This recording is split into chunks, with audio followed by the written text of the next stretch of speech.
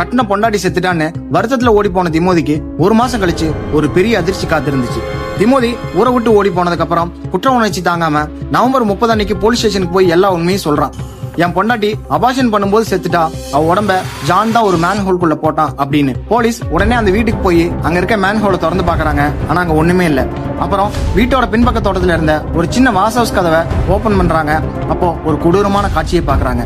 அங்க பெரில் உடம்பும் அந்த பிஞ்சு குழந்தை ஜெராலின் உடம்பும் அழுகுன நிலையில துணியில சுத்தி வச்சிருந்தான். பெரில் செத்ததுக்கு அப்புறம் ஜான் அந்த குழந்தையும் கொடூரமா கொண்டு இருக்கான். ஆனா அவன் ஒரு மாஸ்டர் மைண்ட். கோர்ட்ல வந்து திமோதி தான் அவன் பொண்டாட்டியும் குழந்தையும் கொன்னுட்டு என் மேல பழி போடுறான்னு அழுதுட்டே சொன்னான். ஜான் ஒரு எக்ஸ் போலீஸ்ங்கிறதுனால போலீஸும் ஜட்ஜும் அவன் பேச்சதான் நம்பினாங்க. திமோதி ஜான் தான் என் பொண்டாட்டியை கொன்னான்னு எவ்வளவோ கத்துறான். ஆனா யாரும் கேட்கல. 1950 மார்ச் 9 திமோதி வான்ஸ அவன் செய்யாத கொலைக்காக தூக்குல போடுறாங்க. அவன் சாகுற கடைசி நிமிஷம் வரைக்கும் நான் கொலை பண்ணலன்னு சொல்லிட்டே செத்து போனான். இப்போ ஜான் கிறிஸ்டிக்கு எந்த பயமும் இல்ல. ஆனா அடுத்த 3 வருஷத்துல அந்த வீட்டோட செவுத்துல இருந்து ஒரு அழுகுன ஸ்மெல் வர ஆரம்பிச்சுது. அது என்னன்னு தெரியுமா?